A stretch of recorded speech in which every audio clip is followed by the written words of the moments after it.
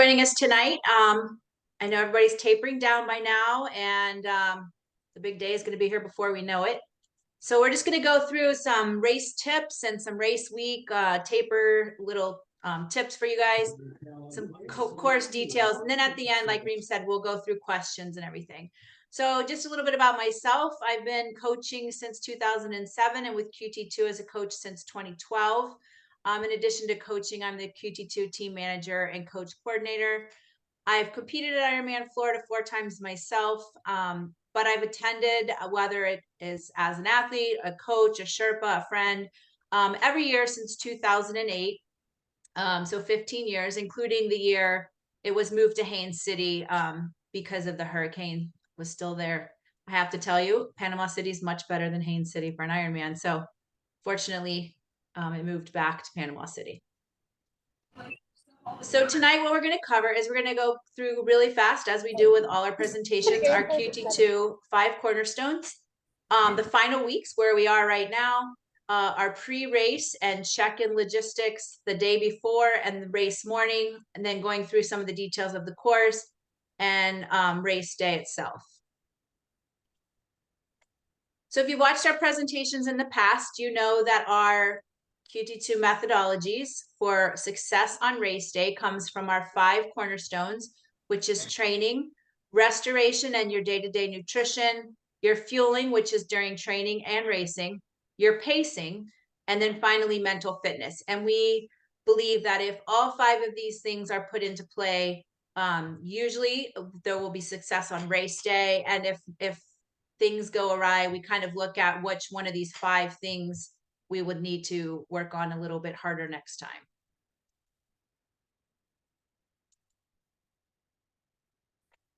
All right, our final weeks, which is where we are right now. In regards to training and pacing, everyone should be tapering by now, and hopefully you are. There's no nothing you can do at this point that's going to make your race day any better, except there's some things that can make it worse. Which is overtraining or trying to squeeze in last minute big training sessions, thinking like, oh my gosh, I just really feel like I need one more 100-mile ride. So the best thing to do is just keep things easy, keep your training consistent, but short and easy this next week and a half. And I always tell athletes, if it comes down to feeling like they're fatigued or stressed and they have a lot of things to do in during a day, it's better to go ahead and get your things done and skip a couple of those sessions and take the day off, because really right now at this point, rest is best. So, use the time to get shorter training sessions in, not being stressed over them, and work on packing, getting things taken care of to leave for the race. Some of your training, if possible, should try to simulate the conditions and intensities that you will have on race day, which, because this is a full Ironman, the intensities are not very high. The swim, not everybody has access, but if you do have access to a Gulf or an ocean, it's good to get out there in your wetsuit, practice, try out that wetsuit one last time. Just steady riding in your aero bars, because Florida tends to be pretty flat and windy, and you'll be aero for quite a bit of your race. Practice descending is not actually in here, so that is left over from another presentation. So we are not practicing descending at Florida. And then for the run, it's going to be sunshine. Usually, like, you're running through not a lot of shade, but the only shade you're going to get on the run course is from the condos. As the sun's going behind them, they'll start to cast shadows. Other than that, you're in an open road with sun until the sun sets, which the sun will set fairly early because it's fall, and the sun will be going down before 6 o'clock at night. For this race, be prepared for any weather conditions. I promise you, it could be extremely hot and sunny, or it could be very cold and windy. And I've seen every situation at Ironman Florida. There's been 2 years ago, I was up spectating and it was so cold. And I know I'm from Florida and most of you guys are probably from up north, but you will agree when I say it was very cold and very high winds, enough to be blowing our tents around. And then last year I did the race and it was hot and sunny the whole time, like still sweating at night after the sunset. So It really can be anything. So bring all of your gear, bring for wind, bring for rain, bring for cold, bring for heat. And then that way you're prepared once you get to Florida. The only thing I can promise you that you'll see is wind. So, and by this point, if you haven't already, try to do one last ride and run in your, what you plan on wearing on race day, everything from your helmet to your sunglasses, to your kit, shoes, socks, everything. Test it all out. Your wetsuit, make sure it's all working for you and it's ready for race day. Right now, you should really be training in your race day targets, and everyone uses different targets. There's no right or wrong way to decide what you're going to use. Some people use heart rate, some people just go by feel, some people use pace, and some people use power, both on run and bike. So whatever your target is, these final weeks, you should be, staying in your race zones, practicing that zone you're going to do on race day. Maybe a little bit of pickups here and there, depending on what your plan gives you.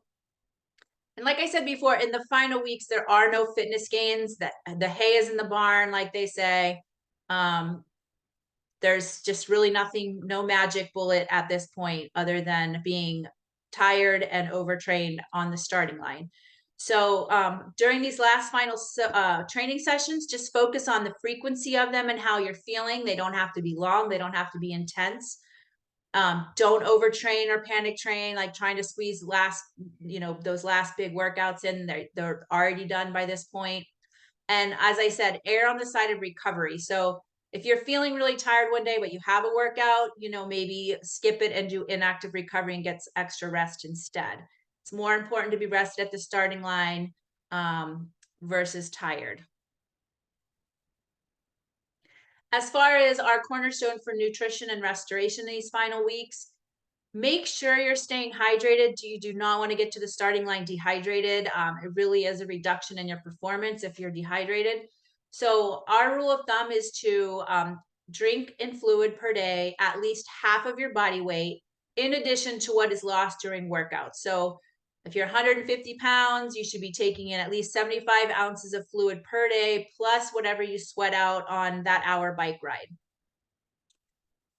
Aim for 4, and this is just, everyday common sense. Try to aim for 4 daily servings of fruit and vegetables, which we all probably do already anyway, but just continue that through these last week and a half here. A replenishment meal, like, so for the, just kind of just like you would do for your long workouts on a weekend anyways. If you have, which is already passed by now, but the day prior to your last long run, make sure you do a bit of a carb, a meal higher in carbs. Make sleep a priority these next couple weeks, trying to get 7.5 to 8 hours of sleep, and make sure you're taking your omega-3s for anti-inflammatory measures. And then some people like to taper down on caffeine, and that way your caffeinated gels on race day your body will be more sensitive to caffeine, and the caffeine will have a little bit more, you'll get a little more bang for your buck on the caffeine. So if you choose to taper down the caffeine, I recommend not doing it all at once. When I do a caffeine taper, I'll start at probably about right now, and I just would start by cutting half and half, like half decaf, half regular calf for a couple days, and then maybe a quarter calf, 3/4 decaf, until finally the last few days before the race, you're on 100% decaf coffee. And then that way those caffeinated gels will really give you a little bit more oomph. Also, even though you're in recovery or taper workouts, please still keep drinking those recovery drinks, just to make sure you're getting in the calories that you need and the recovery that you need. Race week. So this is once you get to Panama City next week. So the week before the race. So starting out, like I'd say this Saturday, you're a week out. So up until the couple days prior, you're going to want to eat a relatively normal diet. If it's going to be hot, which as of right now, the forecast is in the high 70s. So to some people that may feel warm. So just this next week, add a little bit of extra salt to your meals. And again, really make sure you're staying hydrated. The last 3 days before the race, so starting say Wednesday, Thursday, Friday, you're going to want to add in some sport drink with your water. So alternate a couple bottles of Gatorade Endurance throughout the day, or some Scratch, whatever you use. It can be like the lower calorie ones, like the Noons, things like that. So add a couple electrolyte drinks in throughout the days, those last few days. Continuing with your tapering of the caffeine with none on the day prior to race day. And then you're going to want to do your carbo load, have a meal heavier in carbs 2 nights before, and then a big heavy carb breakfast the day before Friday. And we have our team breakfast on Friday. So those of you that are going to attend the team breakfast, you can load up on pancakes and toast and what potatoes, what have you, on Friday morning. We usually recommend the day before the race, you do somewhat of a food taper, making breakfast your largest meal of the day. Again, heavy in carbs, like I just said. Lunch would be like a medium-sized meal, maybe a half of a sub or a pasta or rice bowl with some protein. And then dinner is your smallest meal of the day. And that way your food is just kind of getting digested and you don't wake up with a full, heavy stomach full of food. Again, making sleep a priority. We know normally we don't sleep very well the night before the race. And that really doesn't matter if you've gotten good sleep the week prior. So try to get to bed early and don't set an alarm clock once you're in Panama City. Just, sleep in it until you wake up. And even if you can rest and nap during the day, that's great too. Once you're at the venue, try to stay off your feet as much as possible. It's very easy to get carried away. Walking through the expo, walking through Pier Park, sightseeing and doing all the things.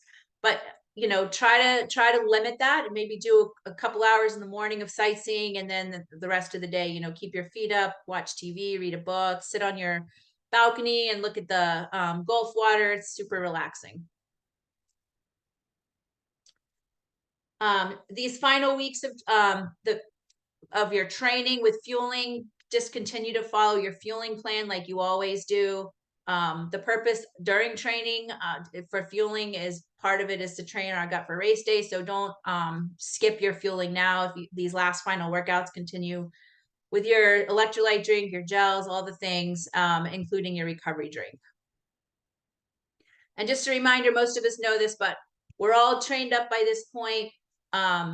And one of the easiest things to do on race day is just to not do your fueling. And that's one of the things we have the most control over. So really keep practicing the fueling and just like you're going to do on race day.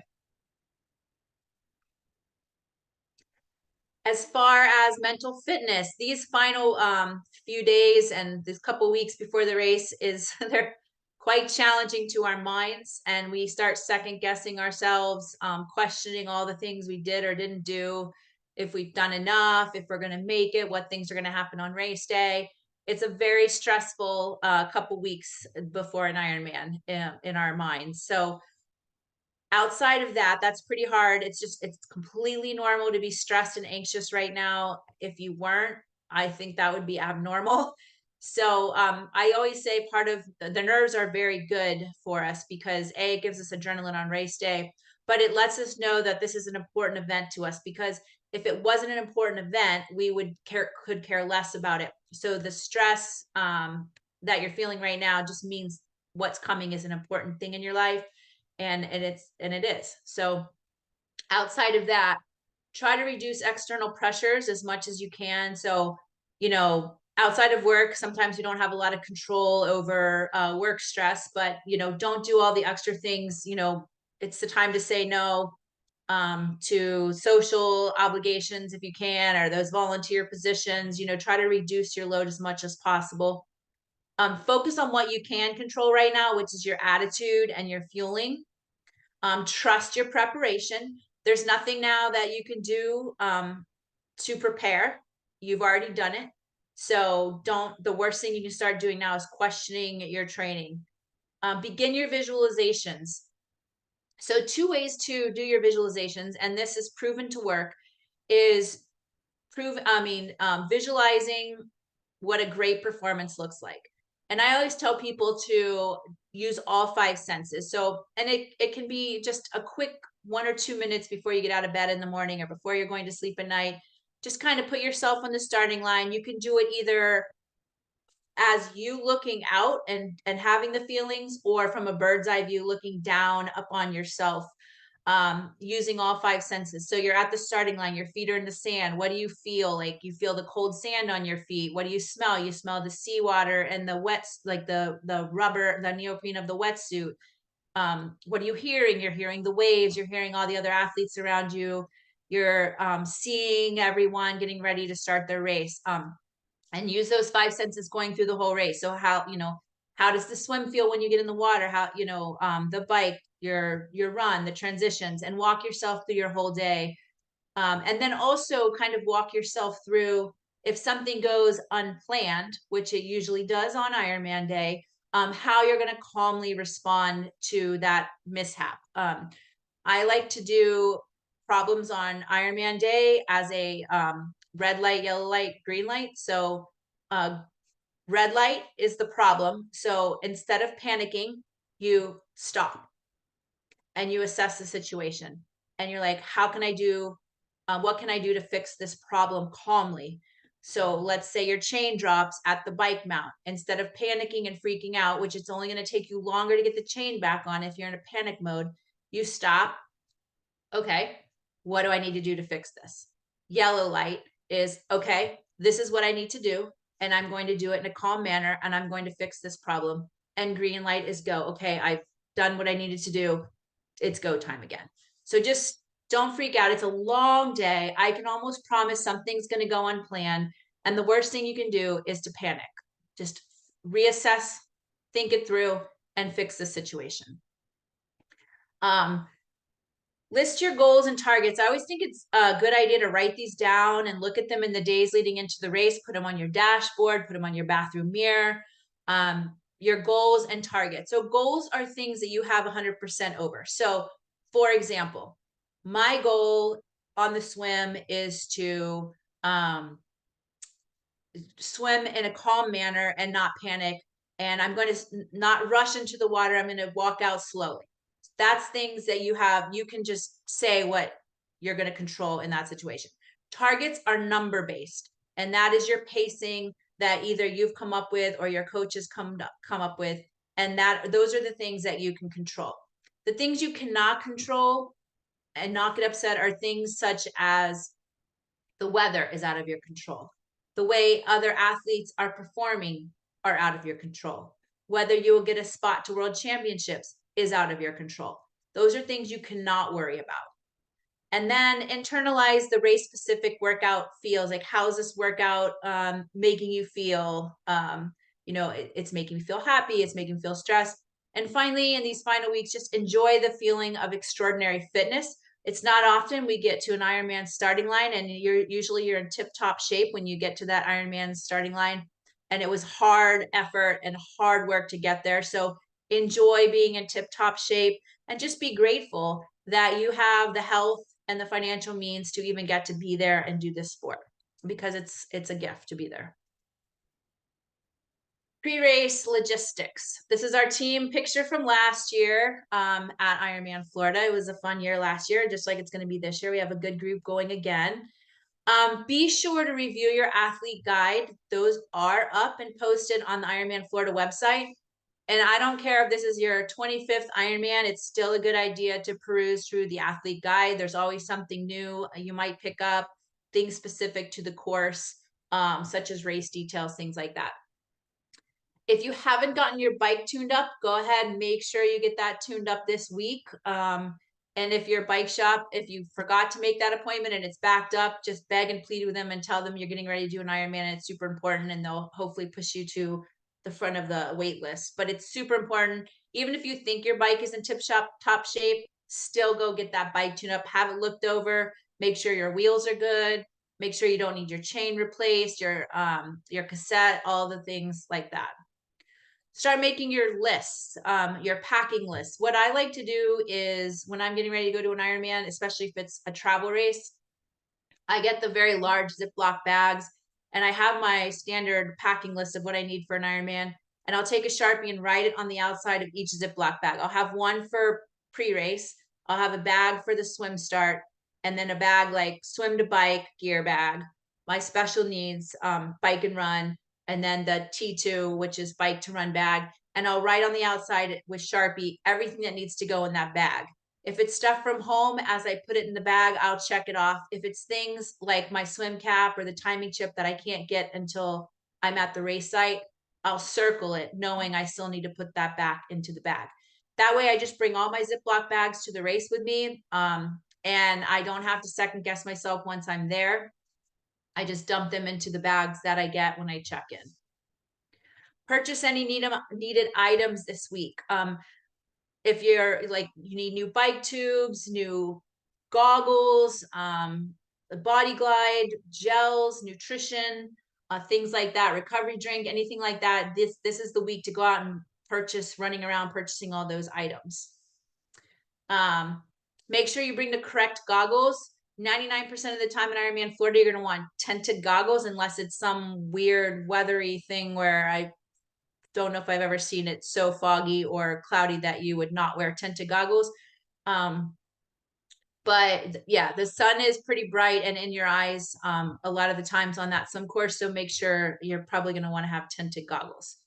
Charge and replace all batteries, your chest strap for your Garmin, your power meter. If it has batteries, replace the batteries. If it's a chargeable power meter, charge that up. If you use a running power meter, make sure that's ready. Everything.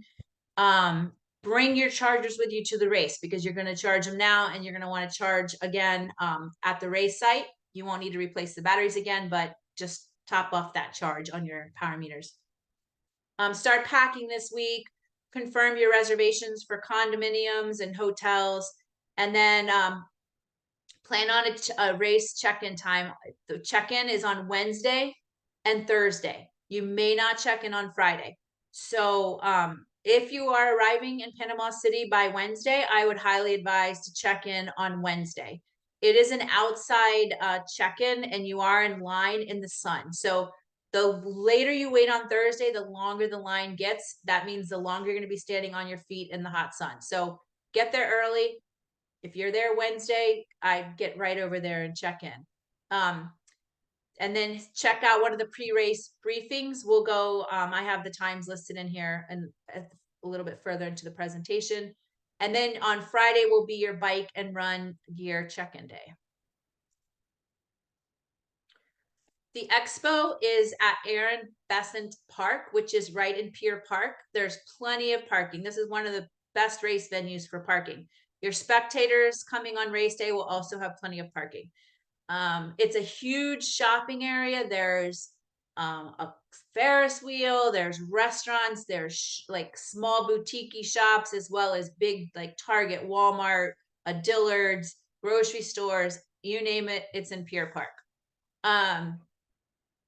The check-in is Wednesday from 12 to 5 and Thursday from 9 to 5. And again, no Friday packet pickup.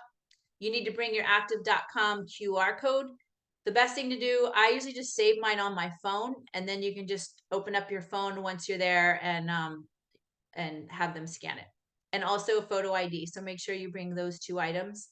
They haven't been asking for USAT cards anymore. I guess it's just through the QR code and your driver's license. Get to the expo early. If you are one of the people that like to buy merchandise, they do sell out pretty quick, like of different sizes. So get there early to get what you want.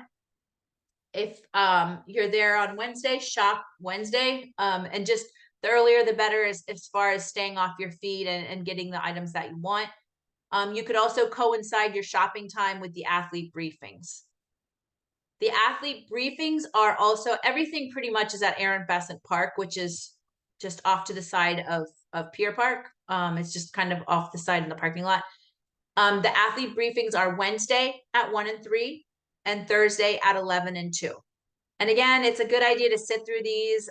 Doesn't matter if it's your first or your 50th Ironman, you always learn new things. And each of these athlete briefings are specific to the race course. So try to catch one of those, just time it with your check-in and your shopping, and you can get everything done in one time. Your welcome ceremony is Thursday at 6 p.m. also at Aaron Besant Park, if you like to go to those.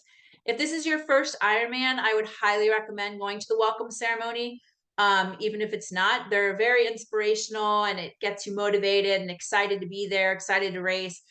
So I would highly recommend going to that. In your race packet, and some of you may know this because this is not your first rodeo, but I know a lot of people on here, this is their first Ironman. So when you check in on Wednesday or Thursday, you're going to get a backpack full of goodies. And you're going to go through some different things at check-in. But once you get your bag, you're going to have a race bib that will be worn while you're running on the marathon. You're going to want to, you can pin this, but it's easier if you have a race belt and bring that with you and just have it already attached to your race belt and in your gear bag. You're going to get stickers for your bike, and that's going to go on the back of your stem where your saddle goes, and then another tiny one that goes up front on your bike frame. And they will give you directions as to where each sticker goes. One will go on your helmet, and the other stickers go on your gear bags.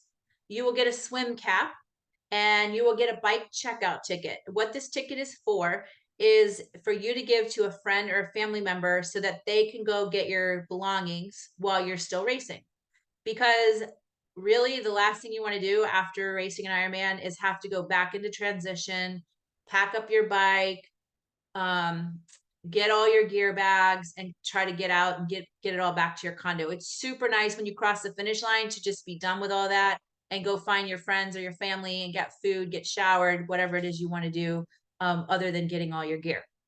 So give that checkout ticket to a friend or family member and have them go get your stuff for you. It's the least they can do, and get it back to your accommodations for you.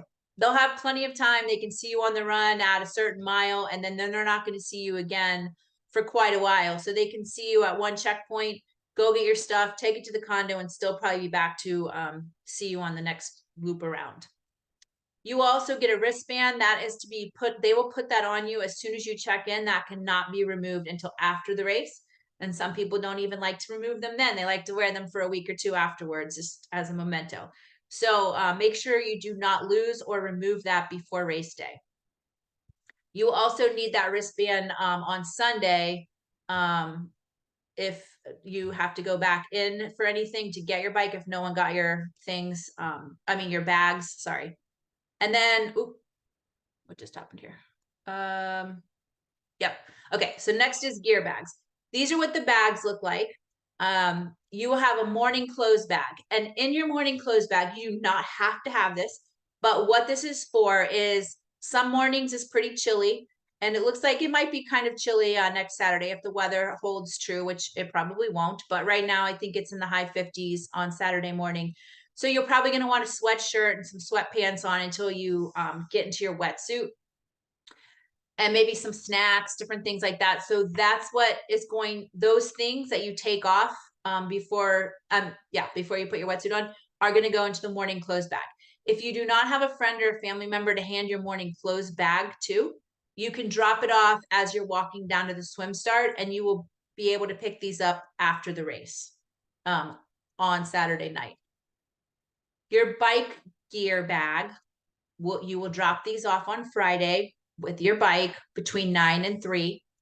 Anything that you need for your bike will go into this bag, and it's going to go into one certain area of transition. Anything you need for the bike, helmets, shoes, if you're going to wear socks, sunglasses, any nutrition that you're not going to put on your bike that you might want in your jersey pockets, some sunscreen, extra layers of clothing if you're going to need to wear a jacket if it's going to be cold, things like that will go into this bag. I like to say to not put too many choices in this bag, because then you're going to sit in the changing tent like, do I want to wear this jersey or that jersey? Like, the more streamlined you can be on your transitions, the quicker they're going to be. The clock is still running during transition.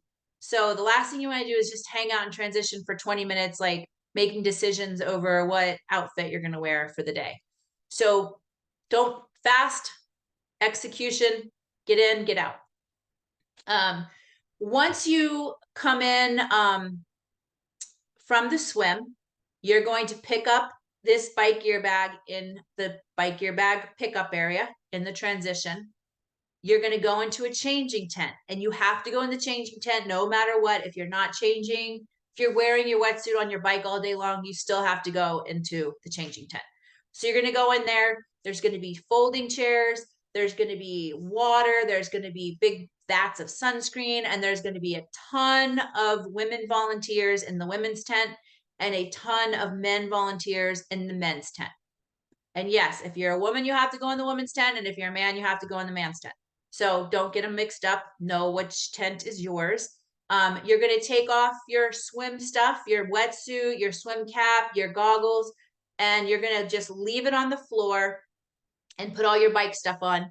And then you either a volunteer will rebag it for you, or you can rebag it, but the volunteer will then take your bag back out to the transition area for you. You do not carry your bag out of that tent. You just leave it on the floor. Okay. Then the other bag you're going to get is your bike personal needs, formerly known as special needs. I don't know why they changed the name. I'm sure there's a reason, but I think last year it became personal needs. You will not drop these off on Friday. You will drop these off on race morning.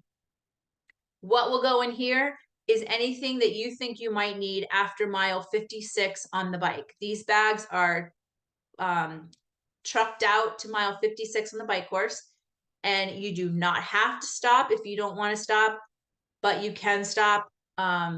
It's completely up to you.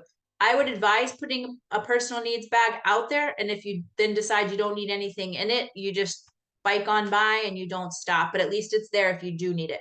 Some people like to put special snacks in their special need or personal needs bags, like maybe a candy bar or maybe some potato chips, maybe a dry pair of socks in case they've gotten wet and sweaty or it's raining, or a jacket, whatever you think you're going to need. Some spare tubes and CO2s, whatever you think you're going to need, but these will not be returned. So don't put a brand new, like $300 pair of bike shoes into the personal needs bag, because you will not get them back. Okay.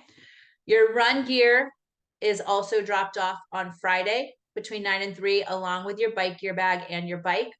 In this bag, the morning before, the day when you're dropping it off, what will be in this bag is anything you need for the run.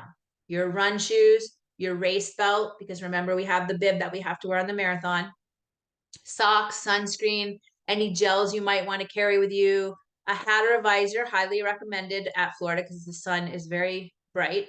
Any clothing that you will need. A headlamp, you can put in there if you think you're gonna need it, but I would also, if you think you're gonna need a headlamp, maybe put it in special needs instead. And then again, what you're gonna do is you're gonna come in off the bike, and then you're going to go to a different area of transition, and you're gonna pick up your run gear bag, and then you're going to go into the changing tent again. Again, you have to go in the changing tent. You're going to take your bike shoes, your helmet, all that stuff off. And then you're going to put your run stuff on, and then your bike stuff will now go into your run gear bag. And again, the volunteers will carry your run gear bag out to the area for you. You do not take your bag back out yourself. And then your run personal needs, you will also drop off on race morning. While the bike gear is dropped off near transition, the run personal needs is dropped off on the road that you cross over to go to the swim start. So that's in a different location outside of transition. And that will be mile 13 of the run. And in here will be anything you think you're going to need for the back half of the marathon. I always recommend putting in a long sleeve, thin throwaway shirt in case it gets cool, because some years it gets pretty chilly after the sun goes down, and you're going to want a long sleeve layer on. Any goodies, any nutrition you think you might need, dry socks in case you're getting sweaty or if it happens to be a rainy day. My very first Ironman in my special needs run, I was at the time, I'd always drink a cup of coffee at 3 or 4 o'clock in the afternoon. And I thought for sure I would need a cup of coffee at 3 or 4 o'clock in the afternoon on Ironman day, because I might get a headache, that caffeine withdrawal headache, if I did not have my coffee. So I went to Starbucks the day before and bought like a quadruple shot of espresso and put it in a gel flask and put that in my special needs run bag. I did not need it, and I did not stop for it, but it was there just in case. All right. So again, on your run personal needs, these also will not be returned. So again, don't put a brand new pair of $200 running shoes or a running watch or something that you don't want to part with. That's why I always say like a throwaway thin layer in case you end up not stopping to get that long sleeve shirt out. And you don't care if it gets thrown away. Sometimes I'll just go to like Walmart and buy like a $5 long sleeve running shirt that I don't care about. And I'm pretty sure they donate anything that's left to somewhere in Panama City. All right. So the day before, the couple days leading in, you want to do your final checks on everything. A short little shakeout, run, bike, swim. I would recommend doing this on Thursday because Friday you're already going to be really busy with bike drop-offs and things like that. So you want to do those shakeout workouts on Thursday, and that way just go through your bike gears, make sure everything's working, go through your tires, just a short little ride, short little run just to get the legs moving, and then one last final little short swim. See where your goggles, how your goggles are working, and so forth. I recommend if you can on Thursday trying to do your swim, or if you're in there even earlier in the week, try to do one of your open water swims at the time that the race starts so you can see where the sun is, or shortly thereafter at least. You can see where the sun is, you can kind of get some sighting points for yourself, things like that. When you drop off your bike and your gear, walk off that transition. Know where you're coming in off the swim, know where you're going out on the bike, know exactly where your bike rack is. And then when you're coming in off the bike, know exactly where to go get your run bag, where the changing tent is. Walk it all out the day before. Know inside and out, forward and backwards, where your bike rack is and where all the entrances and exits are, and where your bike bag and your run bag are going to be. Very important. You can lose a lot of time getting lost in transition. Again, we've already said this, but make sure the night before, charge all your electronics. There's nothing worse than getting to an Ironman race and realizing your Garmin is on 50% power. So make sure you charge your Garmin, you charge your power meters, all the things are charged. Anything that you have to bring on race morning, set it out the night before. I usually also leave a little note on my condo or hotel door. Like if my bottles, for example, that's one thing that you don't bring till race morning. Just leave a note in your door because they're probably going to be in the fridge. Any food items that you're going to put on your bike, because you're not allowed to leave food on your bike overnight unless it's gel. But no, if you're going to bring a sandwich or something like that, or a bar, anything that's open cannot be on the bike overnight. You're going to bring all that race morning. You're also going to bring your wetsuit, your swim cap, your body glide, things like that, your watch, your heart rate strap. So make sure all that's in a little pile that you can grab and go in the morning, as well as leaving yourself a checklist on the door. If you don't plan on going back to your condo after you're done racing and you want to cheer other people on, you're going to want to you can put your post-race clothing in the morning clothes bag, because you will get that back after the race. Or if you have a friend or family member, just give them a little backpack or drawstring bag and say, please have this for me at the finish line. And that way you can change into some warm clothes. You're probably going to be pretty cold. Even if it's warmer, you tend to get a little chill after Ironman. Maybe have a chair if you want to put in the QT2 tent if you want to sit down and cheer everybody else on after you're finished. Anything, you might want to bring like a little snack with you race morning, because there is quite a bit of time by the time you get to transition until you start that swim. So you might want a little very easy to digest, like just a plain old granola bar or something like that.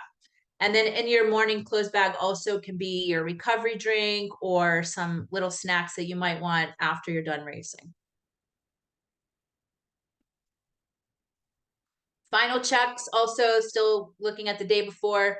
Confirm your race morning logistics, meaning like who's going to get you to the starting line, or if you're getting yourself there, what time do you need to leave? What's your method of transportation?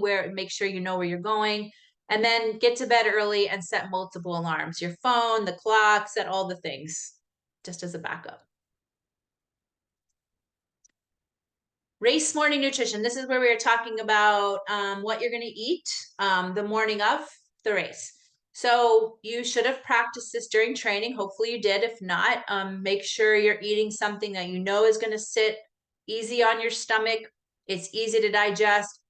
Not a lot of fat, not a lot of protein, just some protein, but not like all eggs and no carbs, like a keto breakfast or something.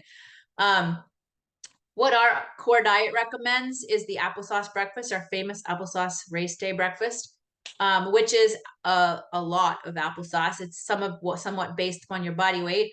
A banana, a scoop of whey protein powder in water, not in milk, and a sports drink. And these are all things that are easy to digest, easy on the gut.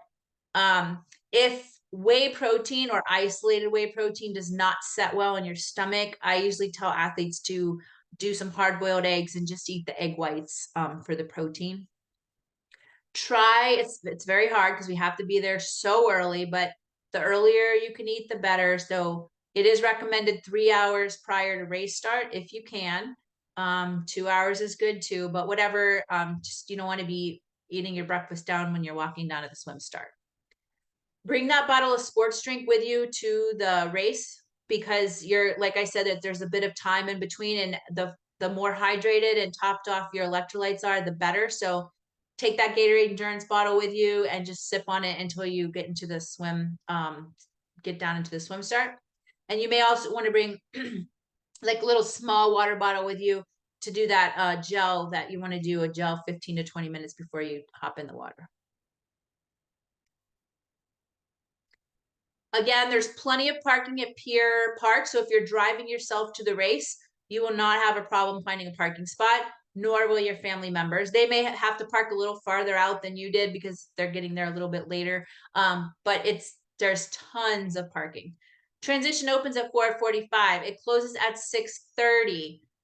You will want to be out of there well before 6:30. There is not a long walk, but there's a walk to the swim, to the beach, and people get down there pretty early. So if you want to be placing yourself in a certain corral for the swim start, you want to make sure you aren't trying to fight your way up to that group. So make sure you get over there, start walking in plenty of time. I would give yourself a good 20 or 30 minutes. It will not take you that long at all. It will probably take you maybe 5 or 10 minutes to walk over there, but just don't be stressed about it. Just allow plenty of time.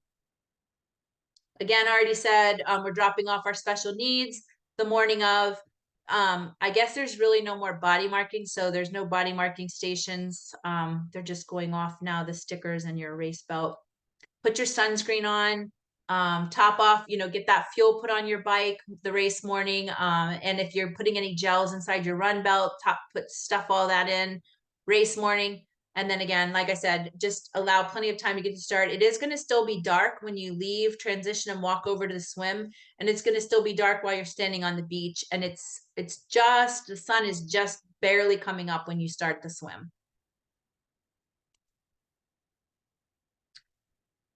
Just a general course overview of what we're about to go into more details. The swim start is at Russell Fields Pier, which is pretty much right across the street from Pier Park.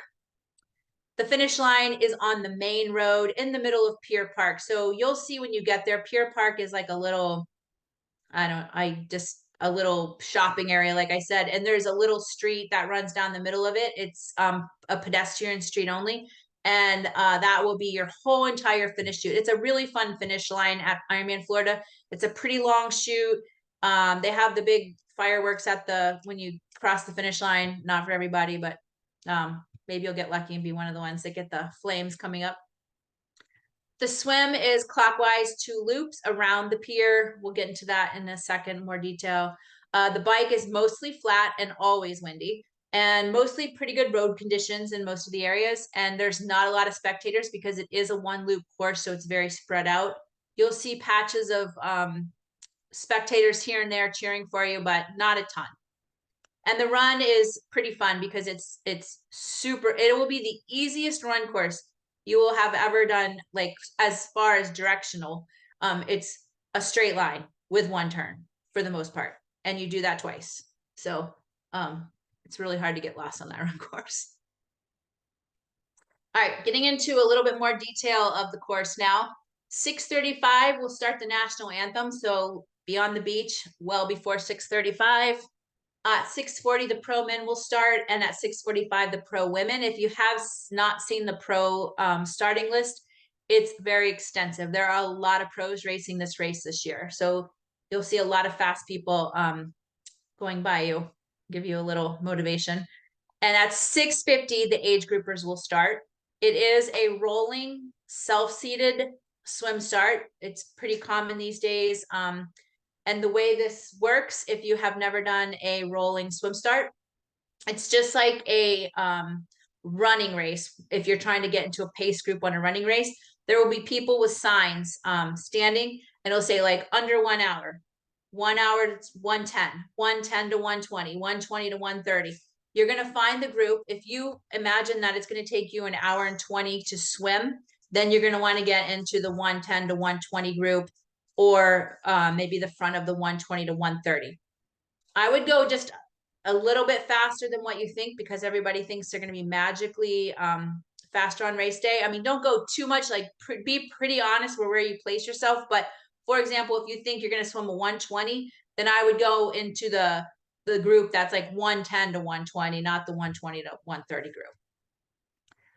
Most likely will be a wetsuit swim. We just got into wearing wetsuits down here. I'm much farther south than Panama City, and our water is I think around 73 to 76 the past couple weeks, so it will be cooler in Panama City. So unless we get some really hot weather this next week, it's probably going to be wetsuit. I think there's only been 1 or 2 years where I've been up there that it has not been wetsuit.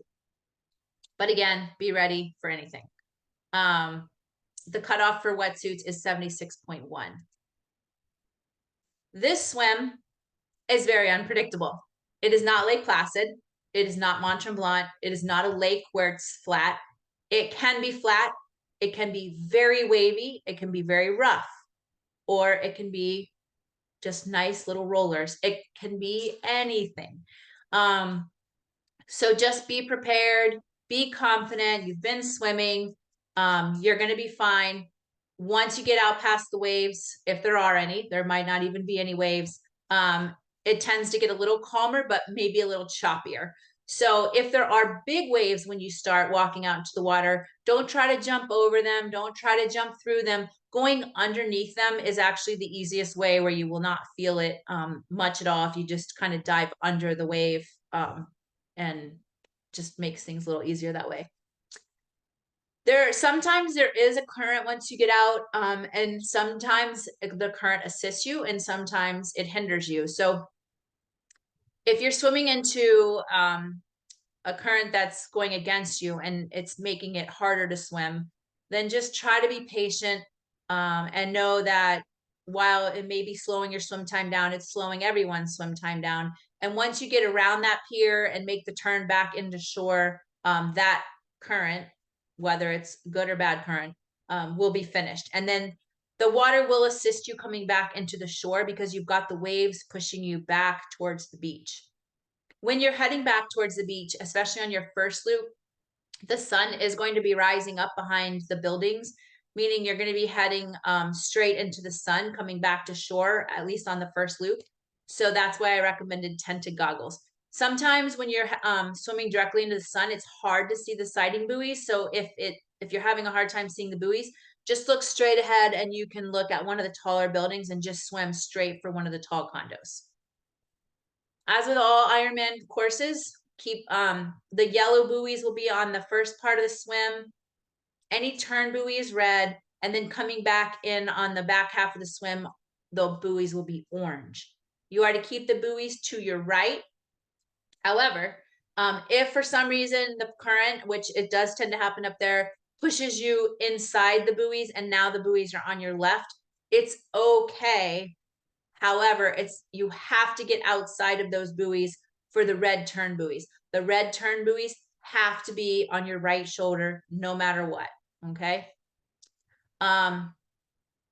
Usually the water there is very clear, which is nice. It's kind of like you get to see little fish and sand dollars, and if you're lucky, maybe a starfish. However, the unfortunate thing you will probably also see are jellyfish. A lot of these are way down deep and they look like they're right in front of your face. But the water sometimes is so clear that it looks like they're close, but they're really far down. But to be honest, sometimes they're also very close to you and they will sting you. They're not the big, huge ones that we've seen horror pictures of, like at IRONMAN Maryland.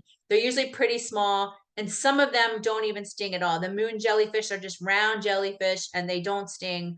The ones with the tentacles do sting, but sometimes it's just a very mild, like, oh, I feel like a little burning on my arm, and it's not really usually a big deal at all. There is a pretty long run. It's a beach. Okay, well, in between the two loops, there's also a beach run. So you're going to exit out on the first loop. You're going to run down the beach underneath the pier, and you're going to get back into the water where you started. There's a timing mat you have to cross over to start your second loop. And then you're going to do the whole thing again. When you exit for the final time, you're going to run straight up the beach. You're not going to there's plenty of volunteers telling you where to go. You're not going to get lost. You're just going to run straight up the beach. There's going to be a makeshift shower. Make sure to try to rinse some of the salt water off under the shower, because that's one surefire way to chafe yourself, is having salt on you all day, rubbing when you're biking and running. So try to get the salt off you under that shower. And yeah, it's a little bit of a run, so just be prepared. And then I also, in addition to like a quick rinse in the showers, I call it my bath in a bag, and I put a but actually do it in both gear bags. And I have pretty fast transition even doing this. I just put a very wet, soapy washcloth in a Ziploc bag, and I put it in my gear bag. And I do a quick, like literally 5-second rinse, taking the washcloth, just starting with my face, my arms, down to my legs, and then throwing it. Just for the salt, it gets the salt off of you nicely. And then, I don't know, after the bike, you're just gritty and grimy, and just doing that quick rinse with a nice smelly soap on your washcloth just kind of gives you a fresh start to the run. You feel like you're starting your day fresh and clean. Okay. Your swim cutoff time is 2 hours and 20 minutes. So you have to be out of the water in 2 hours and 20 minutes exactly, not 2 hours and 20 minutes and 5 seconds, or they will take your timing chip and your day is done, unfortunately. And that's a very sad, sad sight to see when that happens. These couple pictures just from last year's swim. Actually, the last wavy picture is not last year. It was the waves were pretty calm last year, but it was very choppy and there was a current, but no big waves. The far picture on your right over here, that's from a few years ago. It was a little bit more rough of a swim. This is the makeshift shower. If you can look up here, you can just see these like PVC pipes with the shower heads right over here. You're just running through these as you're exiting off the beach and crossing over the road here. As far as swim day pacing, we kind of already talked about this, but again, place yourself realistically in your corral. If you feel like you're a pretty competitive swimmer, you can start a little up tempo in the beginning of the swim and get out into a good pack, a good draft pack. Get your arms moving, get your legs moving. If you're an anxious swimmer, you're a little bit nervous, or this is your first race, it's perfectly fine to start conservatively. You can start in a slower group if you want. You don't have to run out into the water and dolphin dive. You can just walk out, and when you're ready to start swimming, swim. You don't have to rush into it. Expect to be nervous. We're all nervous. It doesn't matter what race, if it's your first or 10th, everyone is nervous at the swim start, because no one knows what the day is going to hold. It's a big deal. Everybody's trained for a year for a race, and it's just getting started. So there's a lot of nervous energy at the swim start.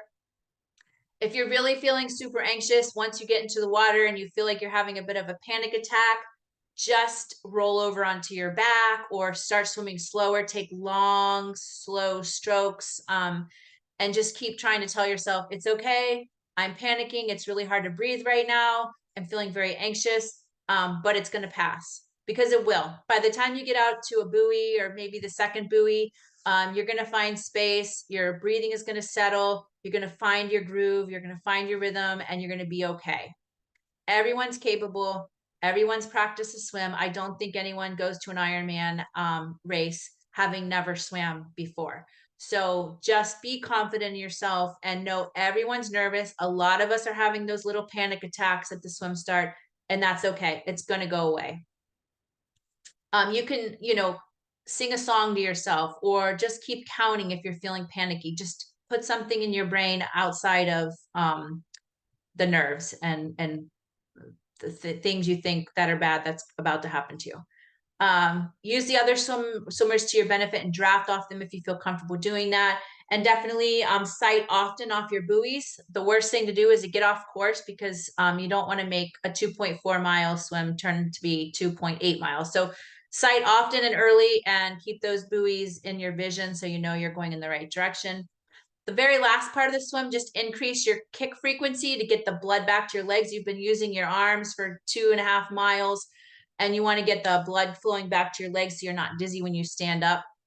And I also like to start mentally rehearsing what I need to do in T1. Like as I'm starting to get near the shore, I'm like, okay, when I get out, I need to unzip my wetsuit, peel it down. I'm going to get into transition. I'm going to get my helmet out, and just kind of like start thinking about what you need to do just to make things more efficient. Here is your bike course. We're going to go through it now. It starts down here. You're going to be in town. You're going to go through the backside of Pier Park. You're going to go out down a little road here. And then you're going this way here. You're going to end up going over a decent sized bridge with a pretty good incline. And then you start the big loop, and you're going to go around a big loop. There's just a couple short out and backs. And then it brings you back to this highway over here, which you went out on. And you're going to go this hill. I mean, this highway, there is one of the only steady climbs. And when I say climb, remember it's Florida, it's not Lake Placid, but there's a definite incline on this out and back highway. I think it's 10 miles out and 10 miles back. And you're heading up, and you're going to turn around in the middle of the road at a church. And once you start heading back, the decline starts. So picks up your pace a little bit faster. So just expect this is going to be a little bit of an effort on the way out. As far as the loop, there are some false flats, I guess you would call them, or maybe a couple little rolling hills here and there. Nothing to be concerned about. Nothing you will probably, coming from the north, even notice. If you're coming from South Florida, you may tend to think it's a little bit not hilly, but not flat. Okay.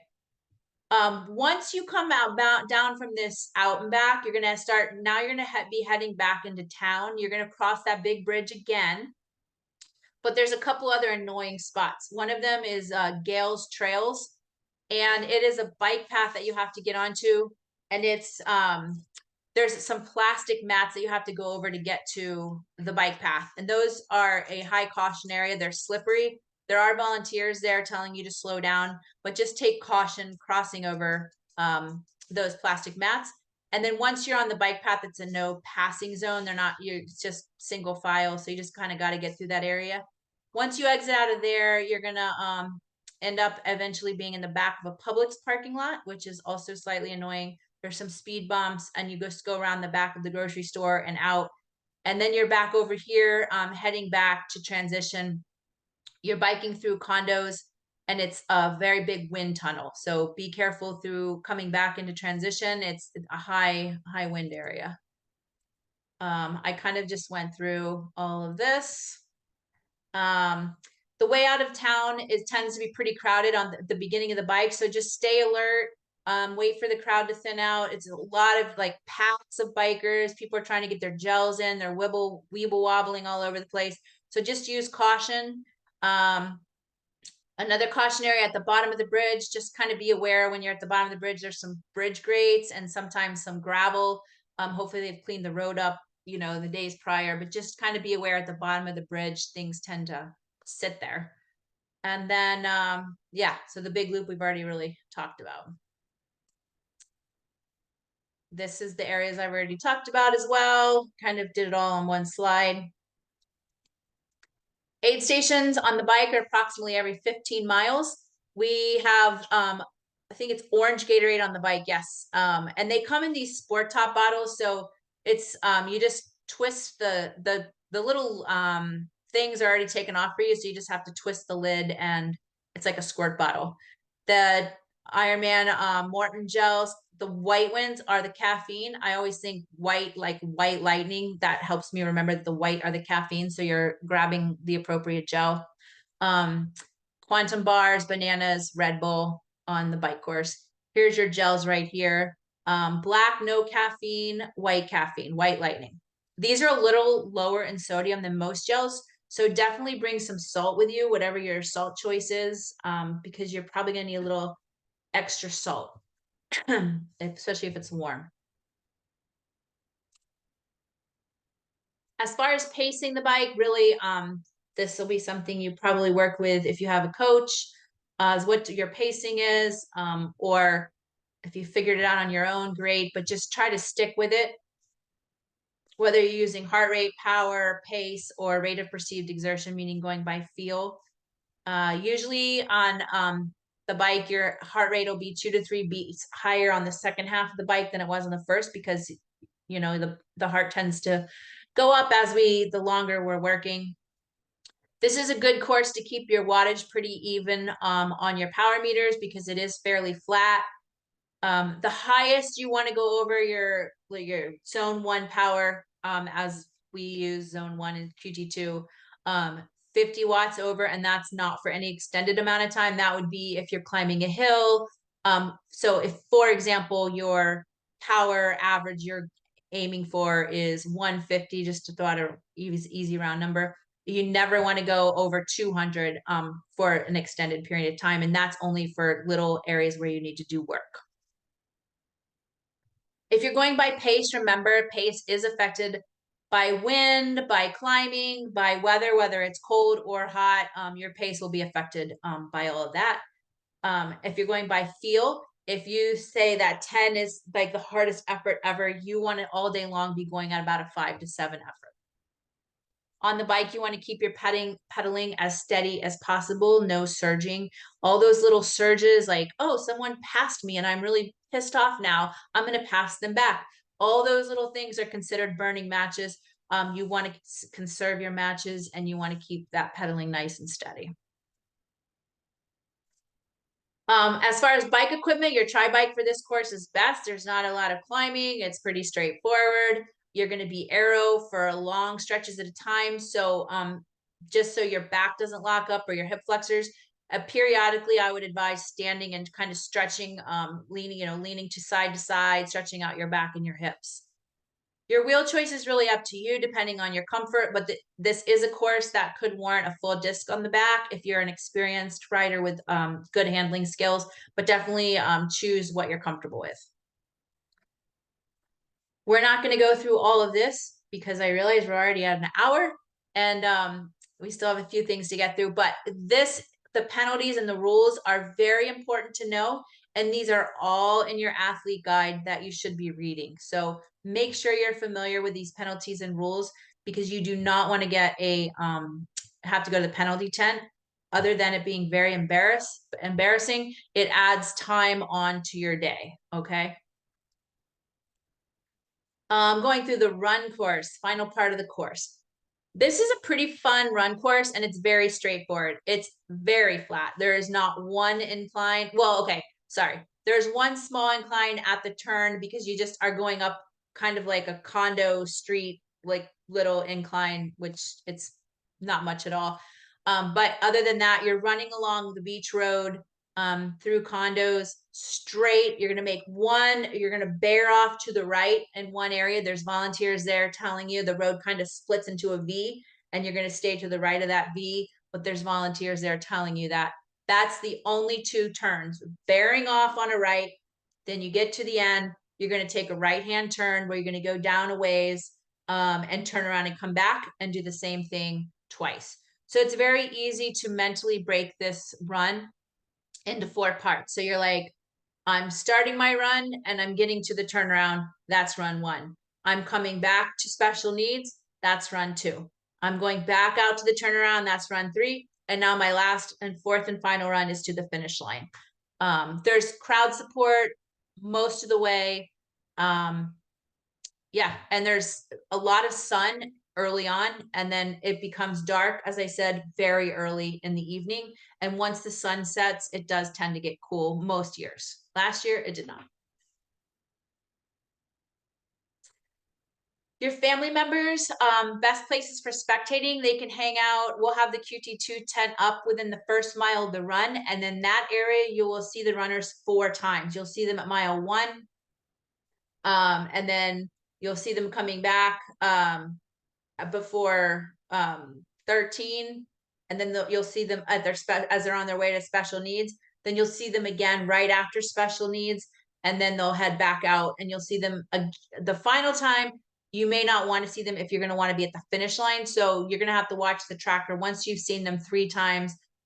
It's still going to be a while till they get back to the finish line. It'll be another 6.5 out and 6.5 back. So you just watch the tracker and wait to get to the finish line. Unless you don't care about being at the finish line, you can just stay right there in that mile 1 area at the QT2 tent.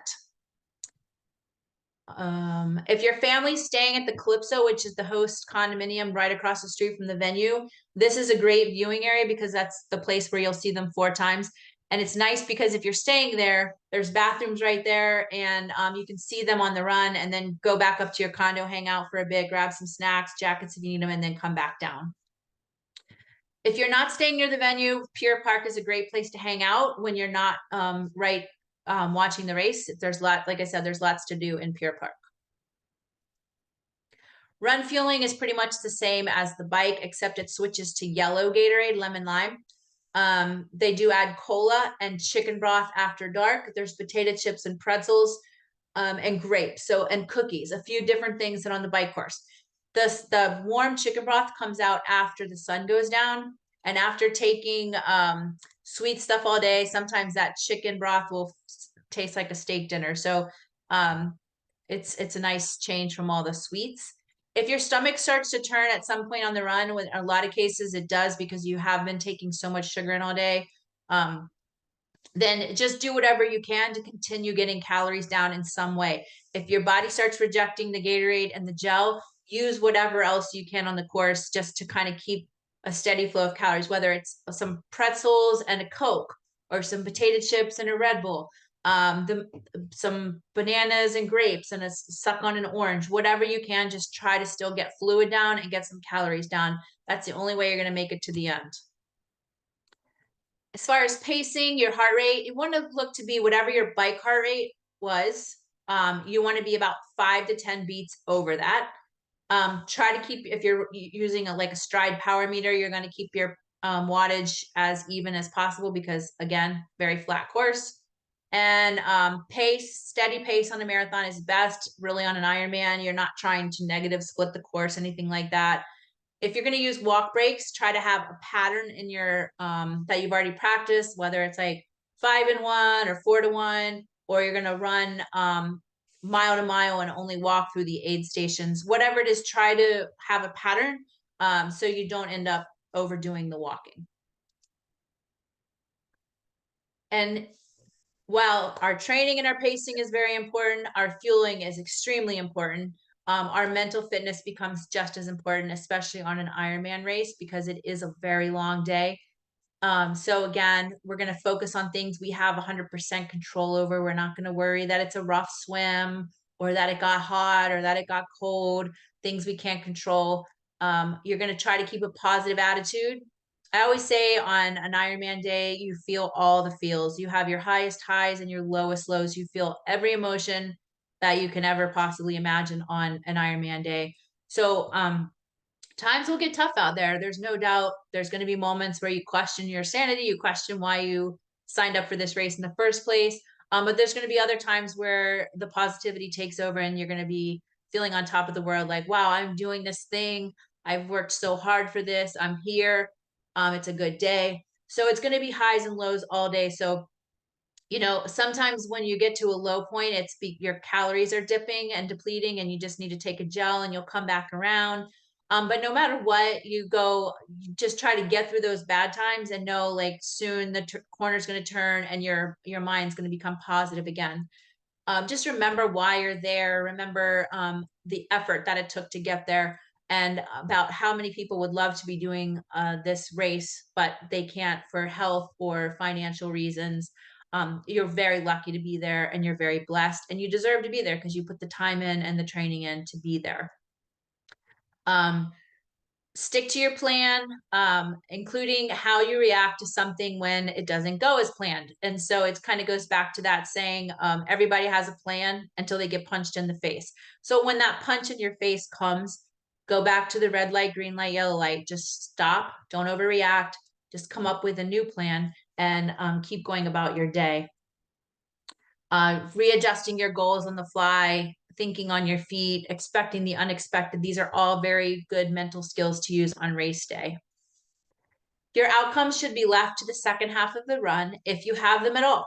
Outcomes are things that are not really under your control, but that you can hope that they will happen, such as a certain finish time or a certain place in your age group or a slot to world championships. These are all things that are not really in your control. They're outcomes.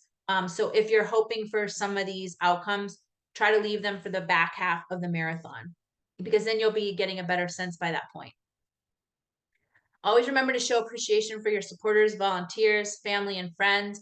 It's a long day for you, but it's a really long day for volunteers.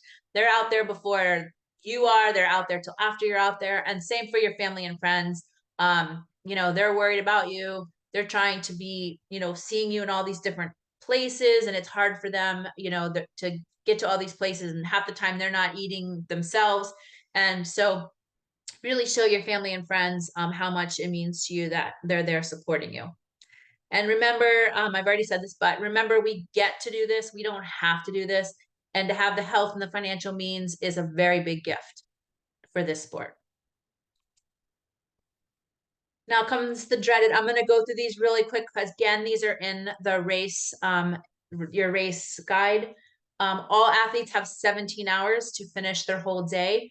This starts once the last swimmer crosses the water. The swim course closes 2 hours and 20 minutes to swim the 2.4-mile swim. Anybody taking longer than that will have an automatic DNF. The transition 1 will close 10 minutes after the swim course closes, and the swim course will close 2 hours and 20 minutes after the last swimmer gets into the water. The bike course, you have 10 hours and 30 minutes after the last athlete enters the water for the bike course to remain open. Each athlete will have 10.5 hours to complete the swim, T1, and the bike. Any athlete that takes longer than 10.5 hours to complete the swim in T1 and the bike course will receive a DNF and not be permitted to continue. There are 2 intermediate cutoffs. Please be familiar with these if you're worried about bike cutoffs. Highway 79, that was the out and back I told you about. You have to be to mile 69.9 by 3:10. That's on that highway I told you with the incline. And then aid station 6 at Gales Trails, that's the bike path I told you about, with the stupid plastic mats. You have to be there. That's mile 96 by 5 p.m. The run course will close 17 hours after the last athlete enters the water, and each athlete has 17 hours to complete the entire race. Intermediate run cutoffs. You must start your second loop at special needs by 9:25 p.m. and you must be to mile 19 by 11 p.m. For your spectators, make sure they've downloaded the Ironman athlete tracking app. Tell them ahead of time where some good locations are for them to see you, which on the swim, they can either be standing on the beach to see you start the swim, and then they'll see you again when you in between loop 1 and loop 2, or they can get along the line, the street line where you're going to be running across the street, exiting the swim altogether. On the bike, they can see you initially coming out of transition. They can see you coming back into town. And there are definitely various parts along the course that they can drive out to and watch. But honestly, it's not really worth it. The traffic gets so backed up. People get really ticked off in their cars, and it's very stressful. And honestly, they're going to see you for all of 3 seconds when you fly by, and they're going to spend an hour and a half getting through this traffic to go see you for 3 seconds. So once you're out on the bike, just have them track you on the tracker and know when to be back down for the run. That's the time they can go rest, get some food, do some sightseeing, whatever. Run really anywhere along the course they can see you. The most convenient is near Pier Park because that's near the finish chute. So that way they're not too far away from the action, and there's lots to do for them in Pier Park, in between your loops, or they can come to the QT2 tent, which will be around mile 1. Post race, gear checkout is 6:30 p.m. to 1 a.m. So that is when your family or friend can go get your bike out after 6:30, up until 1 a.m. If you're the athlete going back to get your stuff, you must have your wristband on. If it's a family or friend, they must have your checkout ticket. If you finish early enough and you're feeling like coming back out to cheer, please do. It's always fun to pass along the motivation to everyone else after you finish. Finish your gear. Sunday, 7 a.m. to 12. Arrive early. I went last year and I was really stoked to get a finisher's hoodie, Lululemon finisher's hoodie. And I kind of forgot about the finisher's tent. And I got there, I don't know, maybe 9 or 10, and everything was pretty much sold out. So if there's something you really want, make sure you're there right around 7. You'll wait in line for sure, but you'll be guaranteed, hopefully guaranteed, to get what you want. Right from there, and that same area as the finisher's tent is the slot allocation and award ceremony. It starts at 9 a.m. It's right where you did your check-in. It's right where the expo is. 9 a.m. will start awards. Immediately following awards will be the slot allocation for world championships, and the roll down will start after the slot allocation. If this is something you're interested in, I highly advise staying till the very end, because roll down will keep rolling down. So if no one claims the roll down in that age group, it will roll down to the next largest age group of same gender. So just stay till the very end if you're interested in a world championship slot. You have to pay for that slot, world championship slot, on the spot. So bring your credit card. It's $1,400, and you pay for the whole thing all at once on your credit card. So make sure you have that if that's something you're interested in. Also, post-race, when you're meandering around on Sunday, make sure you support the local community. Usually places where Ironman is held, the reason they keep inviting everyone back is because obviously it brings in money for their town. Panama City is one of those towns that actually definitely needs the money. So support the local community, shop in the restaurants, the shops and restaurants, be courteous, tip them well. They're putting up with a lot of crazy people for a week. Try to make someone's day better and explore the town. It's a beautiful beach. The beach is gorgeous up there, and there's a lot of fun things to do for kids and adults alike. If you don't already, make sure you follow us at QT2systems.com on social media and the Core Diet. We have Facebook, Instagram, YouTube channel. We have a lot of education on our YouTube channel, and LinkedIn. And that's it. That was pretty long, but hopefully we covered everything. Any questions? Thanks so much, Jackie. Super informative. Yeah, a little long, but sorry. No, it was good though. Lots of really good information there. We had a few questions in the chat box, but you actually answered them all as you went. Okay. I am not going to read them off, but if you did put one in the chat box and you feel you have a follow-up question, you can either go ahead and just type it in, or if anyone wants to come off mute now, you are welcome to as well.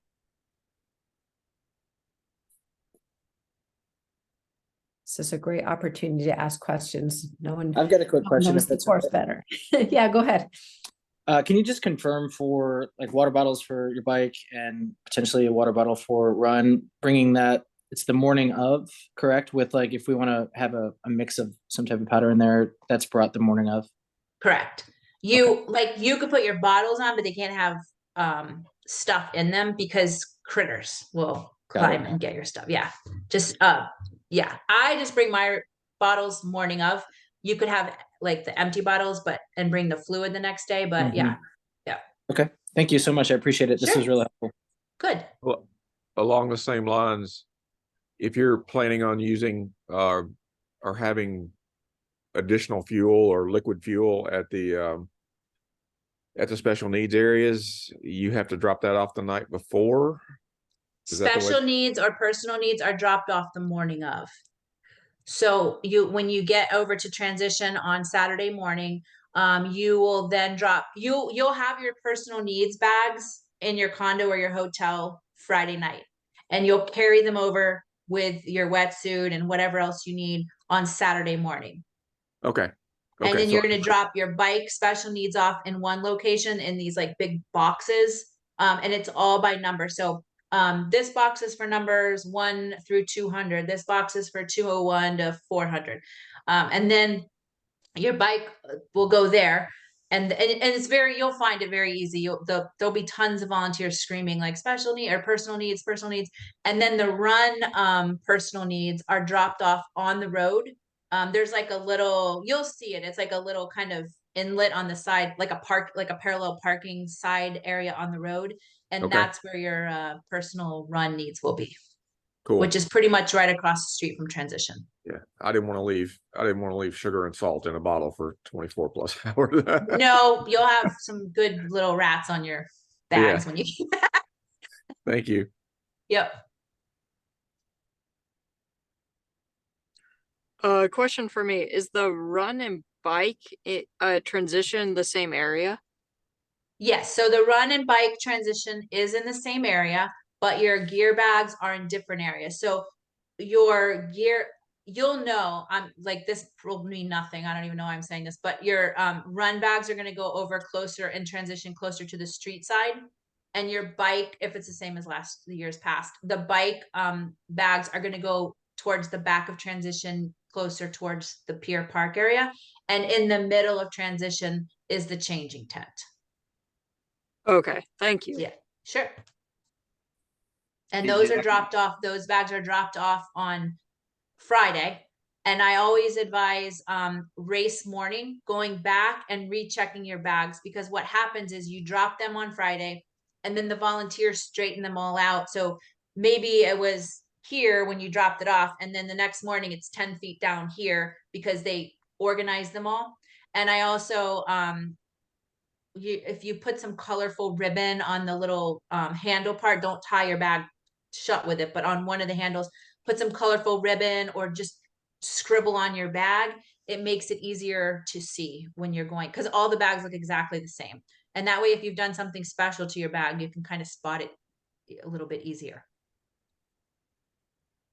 Jackie, on that topic, we will have access to our bike and run bags the morning of the race. You sure will.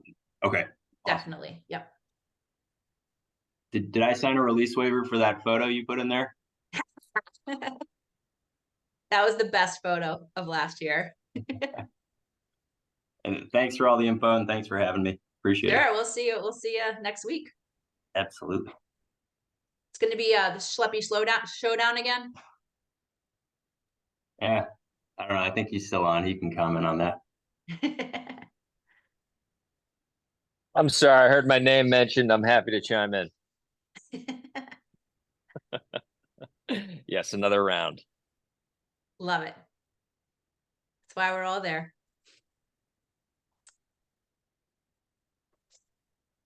Just also for any QT2 athletes, and even, you know, if you want to come and you're not, come on over. We're going to have breakfast on Friday morning at 8 o'clock at another Broken Egg on Hutchison Boulevard, if anyone wants to come load up on pancakes.